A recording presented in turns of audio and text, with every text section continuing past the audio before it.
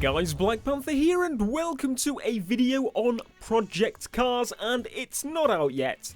So this is not a proper commentary style video, it's just going to be me talking about my opinion of the fact that Project Cars only has 65 cars. Which to me seems like a very small number. Now, personally, I have defended games in the past for having smaller car lists, including Drive Club. I even defended Need for Speed Rivals. The only complaint I had about Rivals is the way they split the cars. But overall, I think Project Cars is a little bit disappointing to me in the fact that the car list anyway. Because, let's be honest, I was ridiculously hyped for Project Cars just to come out because we haven't got a proper sim racer on the PlayStation. I was finally going to be able to use my wheel with it. And we've got 65 cars included on disc, which just seems like a very small number to me of cars. Now, honestly, 65 cars is quite a lot.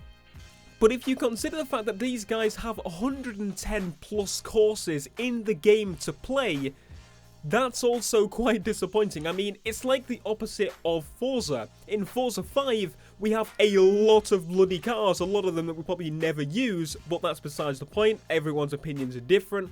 We have about 5 tracks on Forza, but on here, we have about 5 cars, or 65, and a load of tracks which I'm really excited to try.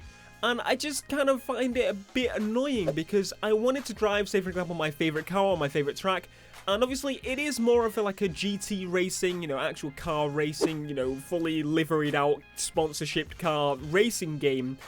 But there's no GTR, there's no Nissan at all, there's no Lamborghini, there's no Ferrari, there's nothing like that. And I understand licensing is a thing because, once again, I defended the crew for having a small, quote-unquote, car list because honestly it didn't have a small car list. It had about the same as Project Cars, but you have to consider all of the specs for the cars, which they had to craft all the parts for each spec. You know, there's so many bloody parts in, say, a perf car. There's like 20 front bumpers as well.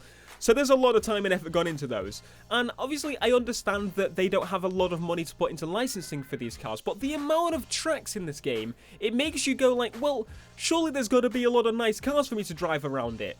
And it's just a bit, I don't know, it's just kind of confusing. It took me off guard a little bit because, as I said, I was very, very hyped for this game.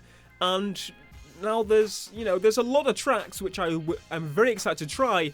But I'm going to be trying them all in the same car, and to me that is not the racing driver experience that I was expecting. Now I know that Shift 2 was funded by EA Games, so that's where they're going to get all the licenses from, say for example Porsche, because Porsche is not possible unless you have the license, and EA is just, I don't even know what they're doing with it. But anyway, they had 151 cars in the game for Shift 2. And that's from 38 manufacturers.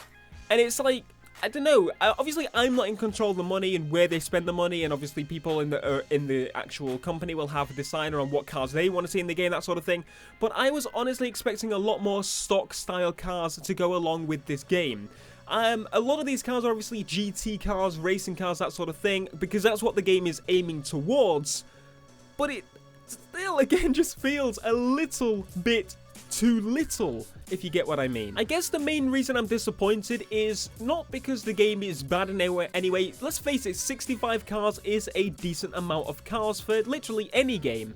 But I guess the reason I'm mostly disappointed with this car list is because if you look at Forza, something I've disliked about Forza for the longest time from, you know, since playing the game, it just doesn't have the tracks. The tracks are not there in Forza 5 onwards, and I am not expecting Forza 6 to do much better than that. So we've got a lot of damn cars in Forza, but there's next to no tracks to race them on, which becomes very, very stale indeed. And that's one reason why I'm worried about Project Cars, because once again it's going to come very, very stale because I'm using the same cars on all these tracks, and I like, you know, upgrading, progressing to different cars, that sort of thing. That's my style of gameplay, and I'm pretty sure it is for a lot of you people as well. Another one to look at is Gran Turismo. Gran Turismo has a lot of damn cars, but half of them are absolutely awful. Like, okay, more than half are absolutely awful and you'd never touch them because they're duplicates and there's just different colours and they're textured from the PlayStation 2 era and not been upgraded in any way, and it's just like, I was expecting a racing game to come along, example Project Cars, multi-platform, to have a decent sized amount of cars, 100-ish, and to have a decent track selection, which it definitely does. So final thoughts on this, just to be clear, I do not dislike Project Cars. I am not going to not get Project Cars because it is a fantastic looking game. I'm just a little bit disappointed that there's only 65 cars in the game for a game that has so many tracks, that is going to be so much fun to play with all these tracks, and I'm going to be using the same cars over them. It just to me feels a little bit stale, and it's going to get to the point in where I feel very stale. I don't want to play Forza 5 anymore. I'm not that excited for Forza 6 because I'm expecting them to have the same, oh, there's the same race in the same car, doing the same race over and over and over on different tracks. I say different tracks, it's about 5 tracks. You know, I'm just a little bit disappointed that it didn't have the variation of being in the middle of, you know, Gran Turismo and Forza, having the right balance. I think if you're going to get any version of Project Cars, if you're able to get the PC version, that will be the way to go.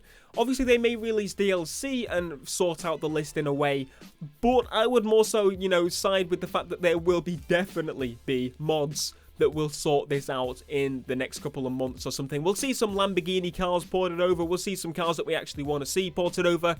But as I said, I'm a little bit disappointed about the car list, but the game is still looking pretty damn good. So let me know what your thoughts are on this in the comment section down below. I'm still picking up the game. Are you still picking up the game? I will see you guys in the next video. BlackPanthaa out. Peace.